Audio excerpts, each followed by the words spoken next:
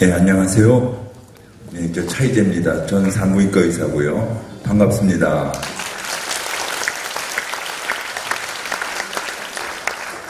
오늘 발제자분들과 토론자분들의 말을 들으면서 제가 준비했던 이 내용은 그냥 읽어보시고요. 나중에 제가 중요한 내용만 말씀드리고 좀 다른 말씀을 좀 드리겠습니다. 아까 우리 사회자께서도 말씀하셨듯이 지금 나오는 의견들이 조금 우리들이 볼 때는 원칙적이지 못하고 옳지 않은 부분들이 많이 있습니다. 우리들이 알고 있는 건 뭐죠? 생명은 난자정자의 수정순간부터 시작된다. 근데 그거를 저쪽 반대편에 있는 소위 우리의 어떤 그 상대편에 있는 사람들은 그런 주장들을 다 종교적인 주장, 원칙적인 주장, 어떤 이상적인 주장, 현실을 무시한 주장 이렇게 보고 있습니다. 그래서 그 사람들이랑 대화가 안 돼요. 그 사람들은 우리들이 무조건 원칙적인 내용만 가지고 나오면은 야, 종교 활동을 왜 바깥에 나와서 하느냐? 현실도 무시하고 말도 안 되는 거 하려면은 교회 내에서 떠들어라. 이렇게 말하고 아예 대화 상대를 안 해줍니다. 근데 지금 문제는 헌재에서 이런 식으로 만들어 놨고 내년 말까지 우리들이 뭔가 납득할 만한 입법을 해야 된다는 얘기죠. 그렇기 때문에 뭐가 중요하냐? 단계별 접근이 중요하다는 겁니다. 누가? 교회에서 하는 거는 그대로 지금처럼 하면 됩니다. 원칙의 입장에서. 하지만 그들과는 대화가 안 될 수가 있으니 중간에 우리 같은 소위 말해서 NGO 단체들, 프로라이프 의사회, 생명정진 코리아, 조직위원회 등등의 여러 가지 단체들이 나와가지고 또 1단계의 어떤 단계적인 조건이 필요하다는 얘기죠. 그래야지 대화가 되니까요. 이걸 그냥 대화가 안 된 상태에서 내비두면은 우리가 어떤 합의점을 도출해주지 못하면 그냥 폐기된 상태로 끝나버립니다. 그럼 낙태죄가 그냥 없어져 버리고 지들이 말한 대로 원하는 그 세상이 되어버리는 겁니다. 그건 말이 안 되지 않습니까? 그래서 저희들도 저는 아시다시피 저는 카톨릭 신자입니다. 또 그 천주교 내에서는 제가 그 주교회 생명운동본부에서 운영위원으로 있고 거기서도 이런 얘기들 많이 나오는데 결국 나온 건 뭐냐? 교회는 교회대로 가되 우리 같은 NGO 단체들이 앞에 나와가지고 단계적인 접근이 필요하다는 겁니다. 그래서 나오는 의견들을 제가 여기다 써놓은 겁니다. 여기다가 이 의견을 보면은 그러면 태아심박동법은 보통 5주 플러스 며칠 정도, 5주 플러스 2, 3일 정도면 태아심박동이 보여요. 초음파로. 그러면 그때부터 법을 만들자 그러면은 그럼 5주 플러스 3주에서 수정돼서부터 5주 플러스 3주까지는 그 인간이 아니라는 얘기입니까? 생명이 아니라는 얘기입니까? 이거 말이 안 되죠. 기본적으로 그거는 저희들 다 반대하지만 지향하는 목표가 항상 같기 때문에 단계별로 접근한다는 의미로 받아주시면 되겠습니다. 아시겠죠? 자, 먼저 말씀드리고 싶은 거는 소위 말해서 급진 여성주의자들, 낙태 옹호론자들의 주장에는 항상 기본적으로 깔려있는 게 거짓말이라는 얘기예요. 여기에 우리 젊은이들 다 속아 넘어갑니다. 왜냐? 앞에는 뭘 내놨어요? 인권을 내놨어요. 인권을 내놨기 때문에 다른 얘기들이 다 귀에 들어오지는 않는 겁니다. 다 속아 넘어갔어요. 1970년도 미국의 로우 버서스 웨이드 디시전을 이끄는 노마 맥커비라는 여인이 있습니다. 이 사람이 그 당시에는 미국 낙태 운동의 아이콘이었어요. 그걸 합법화하는데 아주 소위 말해서 여성주의, 급진 여성주의 변호사들에 의해서 앞에서 나와가지고 이제 움직이게 됐는데 그 사람이 얘기한 게 있습니다. 저들의 주장은 거짓말에 근거를 하고 있다. 결국 이분은 나중에 카톨릭 신자가 돼가지고 생명운동을 하다가 돌아갔습니다. 얼마 전에 돌아가셨죠? 그분이 나중에 돌아가기 전에 말씀하신 게 있어요. 자신의 이름으로 만들어진 이 법안을 없애는데 나는 마지막까지 헌신하겠다. 그들이 주장하는 게 거짓말이 뭡니까? 낙태는 여성의 기본권이다. 낙태는 여성을 행복하게 만든다. 낙태를 하게 되면 모든 것이 원상태로 돌아가서 모든 문제가 해결되고 잊혀져 버린다. 이런 말도 안 되는 거짓말을 하죠. 하지만 참 이상한 일이 벌어집니다. 낙태를 강요당해서 하는 경우와 낙태를 스스로 원해서 하는 경우 그 낙태한 다음에 여러 가지 정신적, 심리적인 어떤 그 증상들이 나타나거든요. 그걸 우리가 낙태 후 증후군이라고 명명합니다. 그거의 발생 빈도가 비슷하게 나타난다는 거예요. 참 묘하지 않습니까? 본인이 스스로 원해서 수술대 올라간 여자조차도 이상하게도 낙태 후 증후군이 비슷하게 나타나는 겁니다. 죄책감, 우울감, 무슨 뭐 그런 것들이죠. 왜냐하면 여성이기 때문에 그렇습니다. 모성을 갖고 있기 때문에. 그거를 나중에 알고 난다면 그 그룹에서 빠져나오는 여성들도 굉장히 많은 걸로 제가 듣고 있습니다. 자, 그리고 또 한 가지 말씀드리고 싶은 거는 임신 출생에 관한 문제입니다. 유산수술과 낙태수술의 차이를 아십니까? 유산수술은 뭐죠? 아기가 죽었을 때, 뭐 계류유산, 뭐 절박유산, 뭐 불안전유산 여러 가지가 있죠. 아기가 죽었을 경우를 우리가 하는 수술을 유산수술이라고 그러고, 낙태수술은 뭐죠? 애가 살아있는데 수술하는 건 낙태수술이라고 말하죠. 유산수술은 아기가 죽어있기 때문에, 저도 산부인과소로서 이제 대학병원에 있을 때는 애가 죽은 아기만 수술해요. 살아있는 아기는 다 로컬로 보냅니다. 개인병원으로. 해보면 죽은 아기들은 엄마 몸에서부터 얘가 죽었다는 걸 엄마 몸이 인식하기 때문에 얘를 바깥으로 배출하려는 자연스러운 노력이 일어납니다. 막 문도 금방금방 열려. 이거 넣으면 문이 확 열려요. 그리고 쭉쭉 빨아당기면 애기가 한 번 쭉 빨아당기면 애가 속에 있는 게 쑥 다 빠져나와. 한 번에. 뭐 긁어낼 것도 없어. 깨끗하게 끝나요. 시간도 짧고 합병증도 없고 후유증도 없습니다. 반면에 낙태수술은 어떻습니까? 애가 살아있기 때문에 엄마가, 산모가 그 아기를 끝까지 잡고 있어요. 안아줍니다. 암만 긁어내고 잡아내고 찢어내고 뭐 이거 하더라도 미끄덩미끄덩하지 아내 거를 다 빼내질 없어요.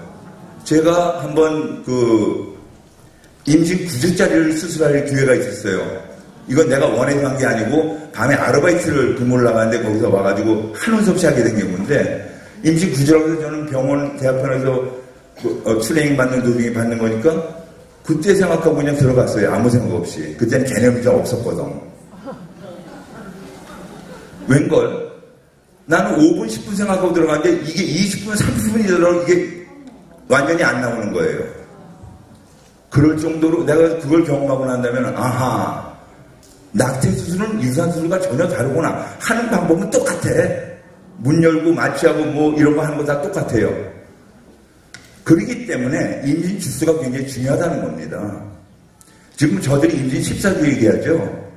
임신 14주를 얘들은 소위 말해 임신 1, 3분기를 말하는 겁니다. First trimester 그래요. 임신을 40주를 3분기로 나눠요. 1, 3분기, 2, 3분기로 나누는데, 우리가 배울 때는 임신 12주까지가 1, 3분기, 그 다음에 13주부터 28주까지가 2, 3분기, 28주 이후가 3, 4분기 이렇게 배웠어요. 왜냐하면 임신 12주 이전과 임신 12주 이후에는 합병증, 낙태되는 소위 말해서 낙태가 이제 유산되는 그 위험도가 확실히 달라집니다. 12주를 기점으로 해가지고.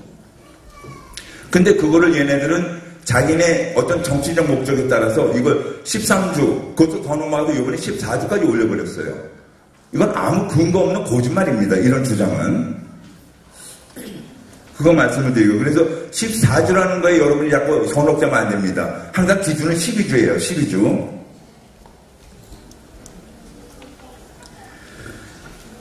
그리고 또 한 가지는 헌법재판소에서 재판관들이 판결할 때 뭐를 기준으로 했냐면은 태아의 생존 가능성, 태아가 엄마 몸 밖으로 나왔을 때 생존 가능성을 판단 기준으로 했다는 얘기예요. 자, 1990년도에 임신 22주쯤의 경에 아기가 모차 밖으로 나왔을 때 생존 가능성은 1990년도에는 10%에서 15% 미만으로 돼 있어요. 하지만 2000년도에 일본에서 보고한 바에 의하면은 임신 21주에서 23주 사이에 나왔을 때의 태아의 생존 가능성은 40%로 보고되고 있습니다. 자, 올해가 몇 년도죠? 2019년도. 2000년도에도 벌써 20년 가까이 지났어요. 얼마나 의학이 발달했습니까? 얼마나 과학이 발달했습니까?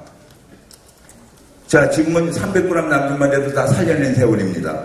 임신 22주는 낙태의 개념이 아니라 임신 22주는 조산의 개념이에요. 조산의 개념. 지금은 아기가 빨리 나와서 그거 다 살릴 수 있는데 왜 줄입니까 그거를. 그리고 임신 22주가 소위 말해서 2, 3분기 세컨드 트라이맥스가 가장 안전하다는 시기거든요. 그 시기에 특별한 이유가 없으면 아기가 엄마 모체 밖으로 나올 까닭이 없는데 그 시점에 일부러 빼냈을 때 아기 생존 감수성을 따진다? 이건 말도 안 되는 발상이다 이거예요. 제 생각은. 그러니까 뭐 이미 어떤 의도적인 결과를 만들기 위해서 그 의도적으로 만들어낸 그런 논리다 이렇게 보는 거죠.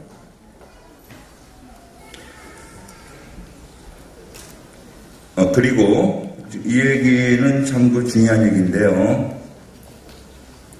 미국에서는요, 지금 이 낙태가 합법화되는 순간 우리의 소위 말해서 생명윤리의 뚝이 무너졌다 이렇게 보셔야 됩니다. 미국에서는 어떤 얘기가 나오냐면요, 지금까지는 어떻습니까? 엄마 뱃속에 있는 아기는 낙태도 되고 엄마 뱃속에서 나온 아기는 영아니까 예를 들면 영아 살해죄가 적용이 되지 않습니까? 근데 미국에서 이런 법을 지금 발의를 해놔가지고 이미 올라가 있습니다. 뱃속에서 낳은 아기라도 이 아기가 내가 바라던 아기가 아니라는 거예요. 코가 내가 생각보다 낫다는 거예요. 피부 색깔이 내가 원하는 만큼 밝지 않다는 거예요. 머리가 난 직모를 원했는데 얘가 곱슬을 남았다는 거예요. 내가 원하는 아기가 아니라는 거예요. 얘를 내가 키우다가 내가 평생 동안 스트레스 받는 그런 불행한 이상을 살 것 같다는 거예요. 얘를 죽일 수 있게 해주십시오. 라는 법안을 올려놨습니다. 자, 우리나라는 과연 이런 변화가 안 일어날까요? 미국에서 하는 일은 반드시 얼마 후에는 반드시 우리나라에 다 일어납니다. 조금 지나면 이제 우리 치매 환자들, 우리 그 부모님들 40만큼 다 하셨잖아. 나도 못 알아보는데 벽에다 똥칠할 바에야 이런 분들 살 가치가 뭐가 있어. 충분히 사셨는데 그런 법도 나올 수가 있을 겁니다. 네, 감사합니다. 아닙니다. 자, 지금까지가 이제 저거였고. 1분 안으로 끝내죠. 예, 저도 한 2, 3분 더 하겠습니다. 예. 오래간만에 이렇게 우리, 여러분을 만나는데, 건강한 되겠죠? 감사합니다. 자, 토론문에서 딴 것, 중복되는 건 다 빼버리고요. 결론만 말씀드립니다. 태아기용은 낙태 대상에서 제외시키는 게 옳다. 숙려기관하고 사전상담 제도는 의무화해야 된다. 그리고 아까 말씀하신 대로 낙태를 수행하는 의사는 상담에 참여할 수 없다는 원칙을 지켜야 된다는 거고. 아까 이제 저건 얘기가 됐고요. 사회경제적 사유라는 단어는 법안에 명시돼서는 안 됩니다.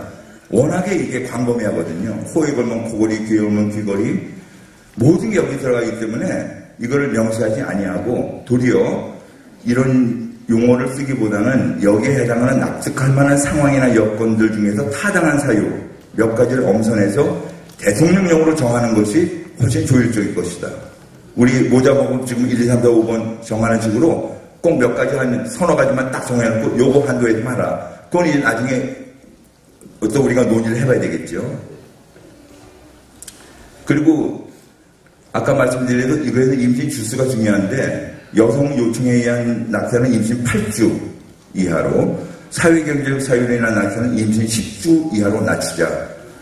근데 아까 어젯번에 그 간담회도 있었는데 대한산부인과 학회에서도 낙태를 할 수 있는 시기를 10주로 제한을 했습니다. 10주. 그래서 저는 거기서 조금 더 깎아서 8주로 하자는 거고.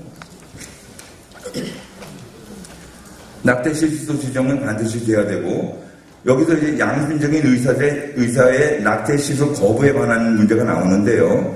이거는 결코 진료 거부와 같은 강제력으로 제어할 수 있는 부분은 아니다. 분명히 말씀드립니다. 그리고 낙태수술의 의료보험 급여와 추진은 여러 면에서 이건 필요하다고 봅니다. 물론 반대쪽의 입장도 들어보면은 아니 개인적인 낙태수술에 왜 국민 혈세를 사용하냐? 어떻게 보면 일리가 있지만 우리나라 같은 특수한 경우에는 이게 반드시 지금 의료 급여가 돼가지고 일단 그래야지만 낙태가 줄어든다. 이렇게 저는 확신합니다.